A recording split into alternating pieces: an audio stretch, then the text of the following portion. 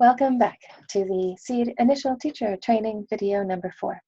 This one is about lesson formats and presentation sequence. There are two optional lesson formats, lesson format A and lesson format B. I will present to you video clips of lesson format A and also the more classical lesson outline for lesson format B.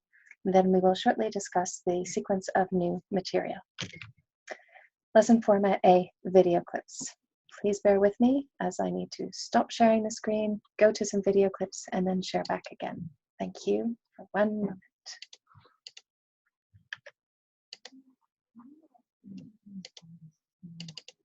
Share screen again, and here we go. This is the introduction part of the lesson format is basically hello. After that, there is a game. Some kind of a game. If this is the first lesson, then there could be this type of game and the children are a little bit more advanced and you'll be notified of that ahead of time, or some other type of game if it is a lesson that you've already taught to these children before. That is, you haven't taught them, this is not the first time you've taught them, then you've already taught them some material, then it can be a review game.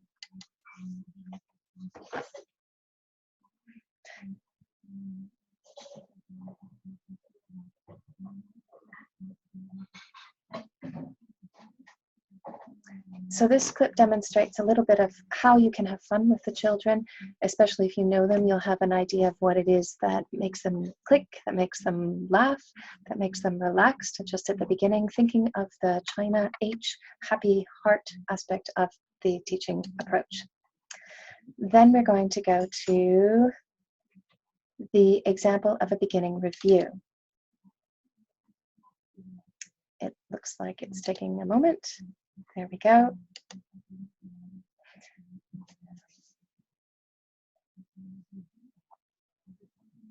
So this class had already been taught these words. We're doing a quick review with both the actions and the stickmen.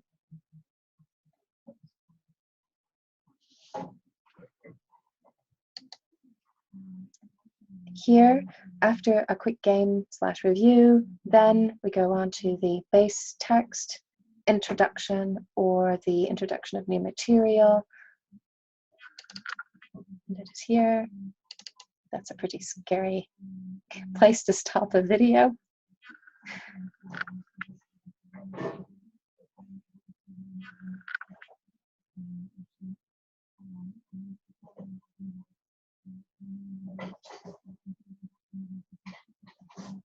So this is the first time they've seen this text. We're just introducing it. Speaking slowly, clearly, moving the mouth largely. Often repeating the words, and you'll see here, I have to get rid of that picture, that the children are repeating consecutively, not at the same time. And that's very typical of the first time that you run through it. Here is an example of stressing a new word that may be a little bit more challenging for them.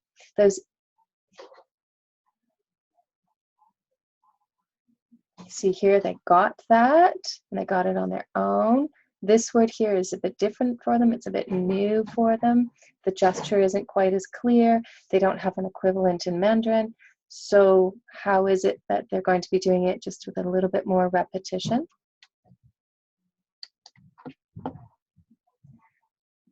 This is when the class starts to get it.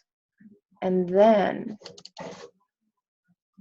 you can start to pull back on the oral cues and have them guide with the actions only. See here, there I didn't speak the word. There I prompted with the first sound. I and are easier words. There I whispered. So that's when they've already heard it a couple of times. You want to get them to that level. Here's another example of that.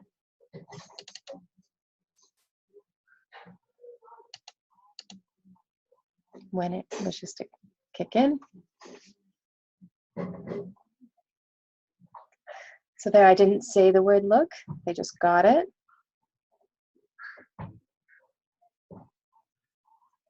Notice that it takes some time. There's a delay. It's not automatic.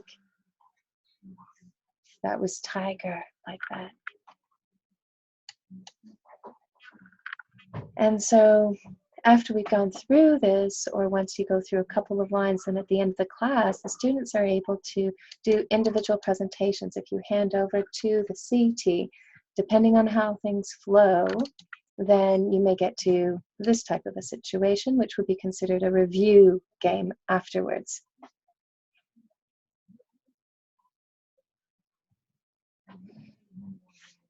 And so in that class, most of the children came up to present. I see a bear.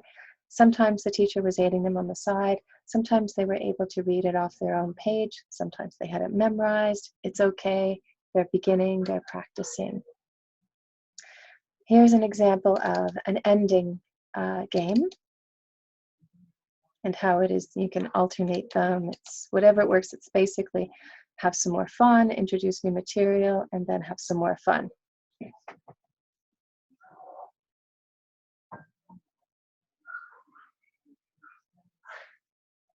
Here the children were working on their flashcards. They had a group of little flashcards, so they were looking through them. It was like, show me elephant.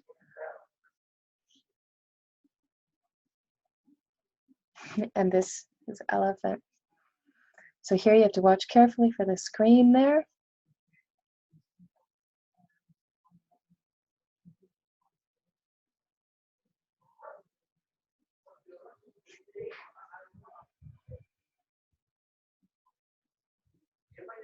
Now here I didn't say, do you have tiger? Because that's a lot of words to try and figure out. So I'm just focusing on whatever that target word is at that time. I'm trying to limit the amount of language that I'm using so that they can assimilate a little bit at a time. And here's an example with no sound,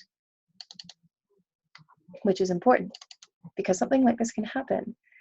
And so you'll see me and what I did. Now there's various times when varieties of this has happened, so I just want you to be aware and be ready.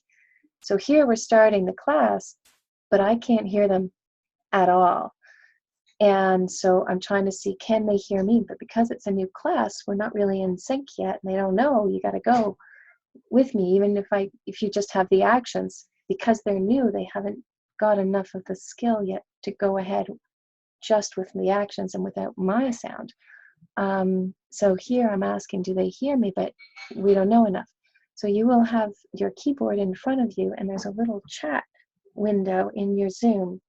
Normally you don't start chatting when you're teaching, but here my video at a certain point had frozen and I couldn't hear them at all, and it was like the first 5 minutes I was teaching them. So I texted, said, help. No video, no sound.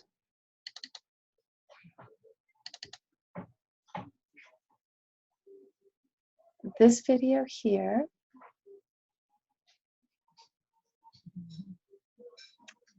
is the transition. So how are you handing off after your final game? How are you handing off? So you'll see that there are signs that you have available. We went over these the last session. So here's me showing a sign. I was getting ready also to show some of the activities that were coming up afterwards. So you don't really have to say anything. You just say, here's the sign, and then the CT should be picking up. Here's an example of a quick goodbye. Again, you need to sort of go with the flow, gauge it, but you're looking at your minutes. And if it's, in that range, 27, 29, 31 minutes, and you've already handed them off, the CT's picked them up, then you can say bye-bye and thank you. And here they threw out a you're welcome.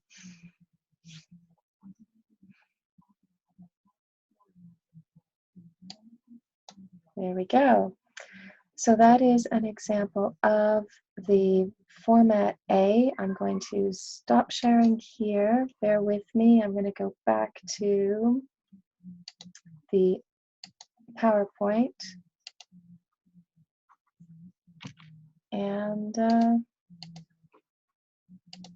There we go. This should work now. So that was the lesson format A. This is what you will get for your lesson format B. You have a package, and it goes through the standard lesson format. Do this for 5 minutes, this for 2. These are your options. This is what you can say. And whatever it is that works for you, format A or format B, we want to know. I want to know. That would be most helpful. So it's a trial and see what goes well. Then we have the sequence of assimilation exercises. So you're presenting new language, target language. Generally speaking, you're presenting that through the play. And then there's questions and answers, grammar, and guided creative manipulation.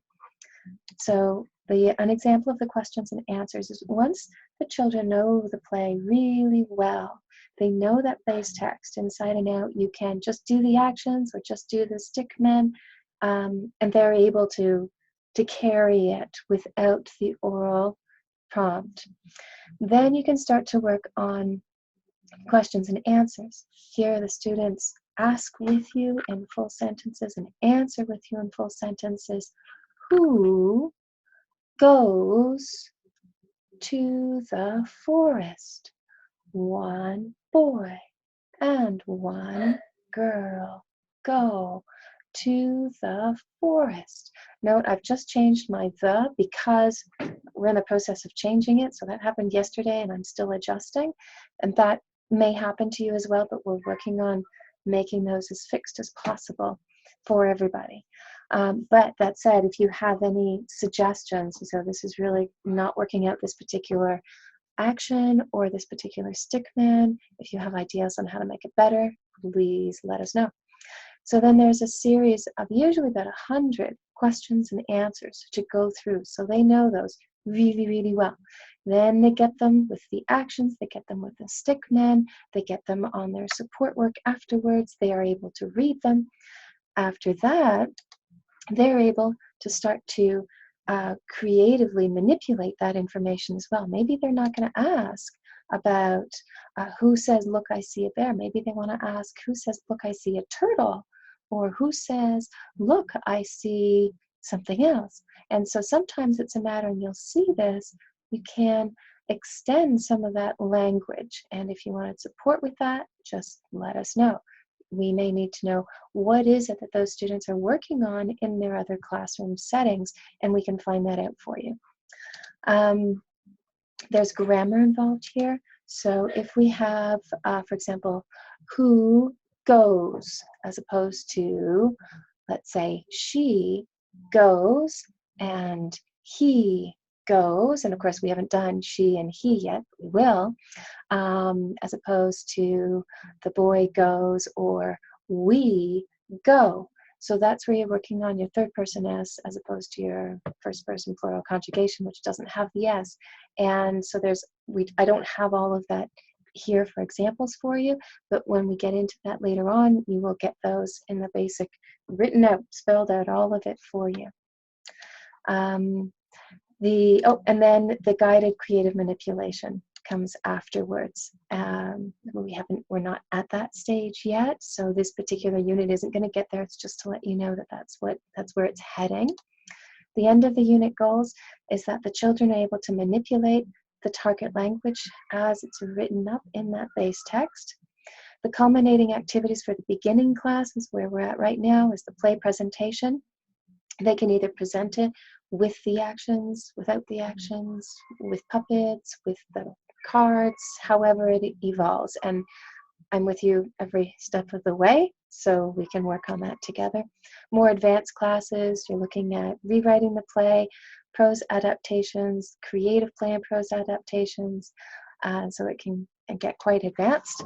And please answer and submit the questions at the following link. And thank you very much for joining me tonight.